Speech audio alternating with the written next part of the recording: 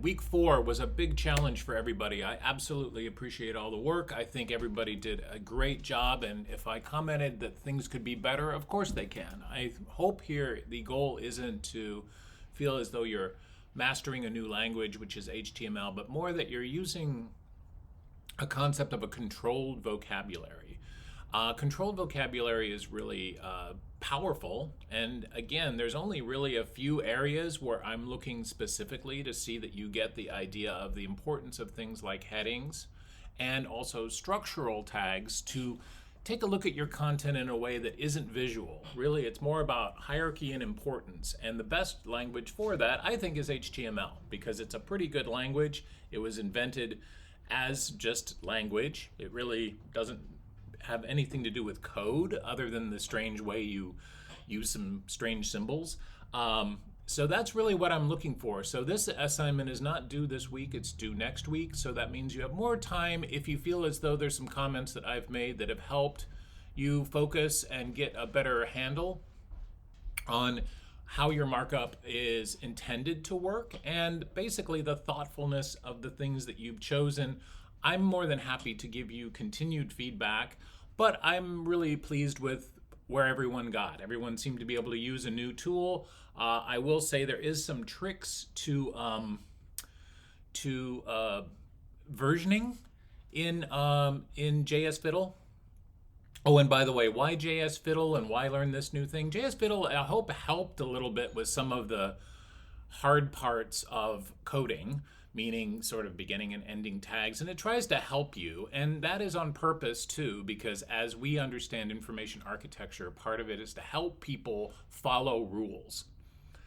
Does that sound interesting or not? Right. You're trying to help people get with the program, and you're absolutely going to encounter this as we get further on in the class, and you're starting to look at other services, which is really the goal of all this work, is to be able to look at another service and kind of unpack how they got people to play by the rules, much like Mural itself. As you can see, there doesn't seem to be a lot of rules to Mural, but there actually are. There's a lot of different choices, but not infinite amount of choices. So I think of it as being a really beautifully information architectured piece of work. So using it should give you some appreciation for the kind of decisions you need to make. But I do want to give just a little bit of feedback if I can.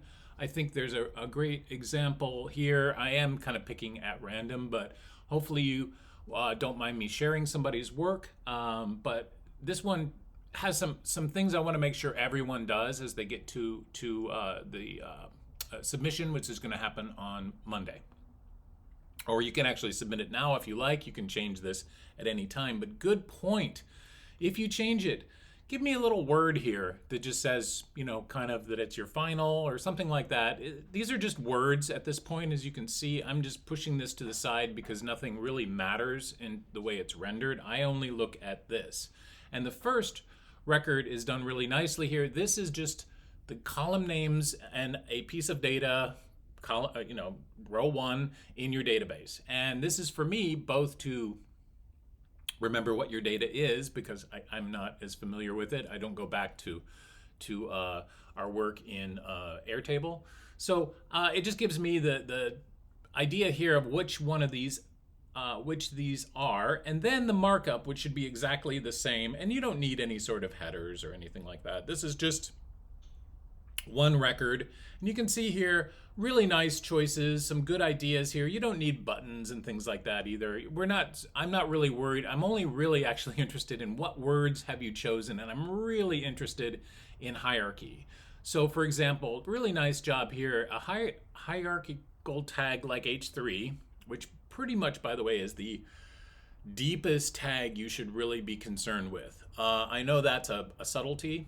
I'm not going to give anyone points off because of this, but just hierarchy, if you come out of this exercise and understand just how important hierarchies are, you might have actually read it in the module about that's how you create tables of contents, is by marking things as as a header.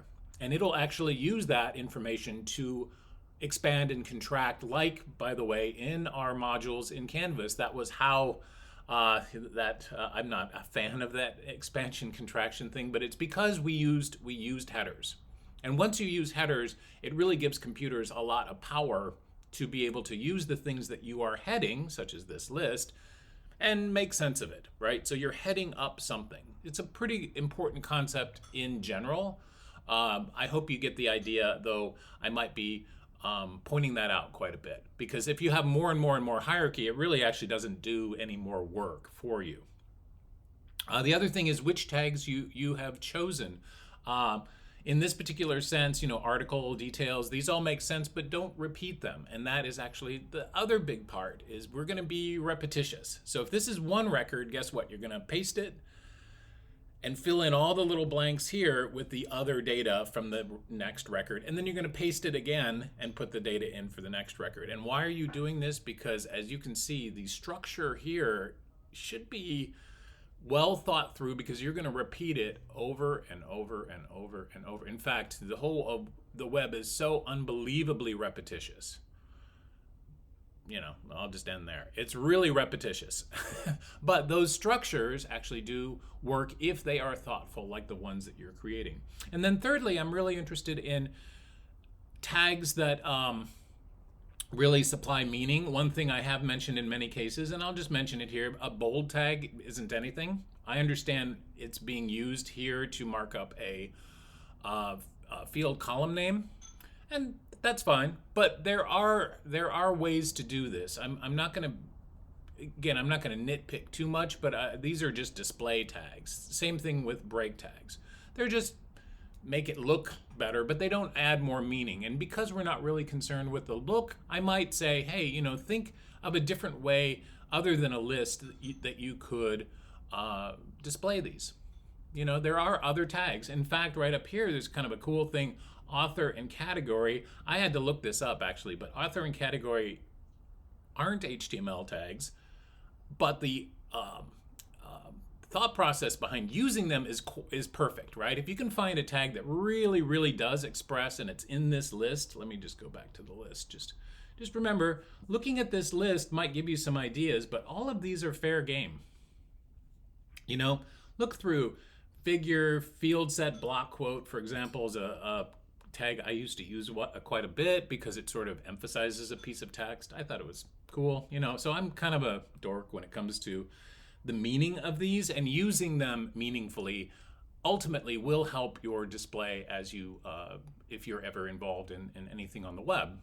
These structures really do help have a conversation and then tell stories. So for example, if you wanted to, you could use label instead of bold, because it isn't perfectly used in that context, but I'm giving you credit for it because using the right word is something I think that doesn't get enough attention, and that's why you're doing this exercise.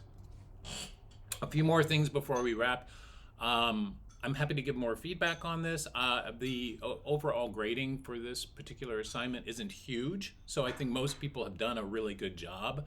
There's always nuance and things you can add, but as we go into this new topic this week, we're going to get into more human things, which might make you guys feel a bit more comfortable. And then lastly, just some fun ideas around HTML. If you did make up a tag, which I guess we did, let's see, where are we at? Like address, ooh, there's a good one. Anyway, there's a lot of good tags that I think you guys could take advantage of, and that's really where I'm hoping to get a few surprises as I go to look at these. But just back to here, if you make up a tag like this, HTML doesn't care. It'll just render it like a paragraph tag. It's kind of wild. And in this case, you might say, oh God, the perfect world would be that these tags, these names meant something. They don't, but they could, and there is an actual language called XHTML where you can make up your own tags, but it's out of the scope of what we're doing. But really, hopefully you're still focused on the idea. This is just about which words you choose. If the idea of HTML is again super challenging, something you've never done, just focus there. That's all I'm asking.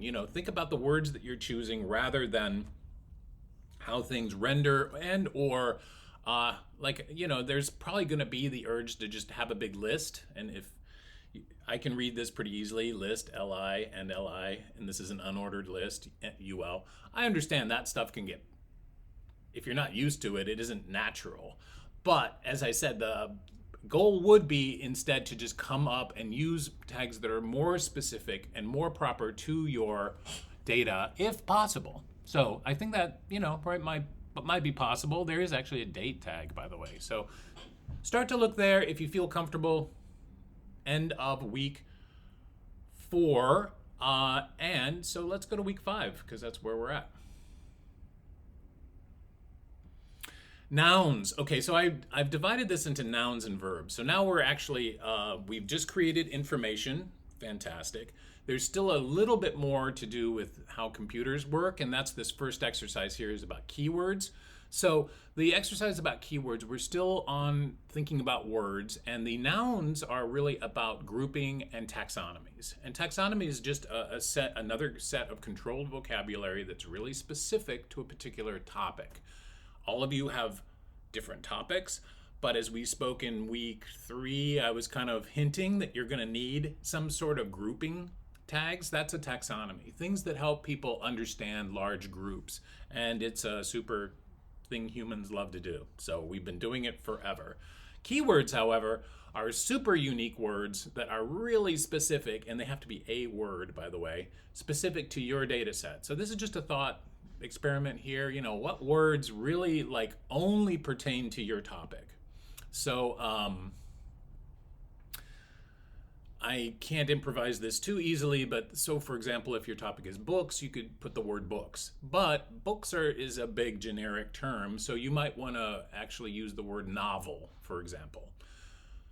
Now, of course, novel has 2 meanings, but you get the idea. Like a novel is a little bit more specifically related to just books. And there's probably better words. I'm literally making that up. But you're looking for specific words related to your topic.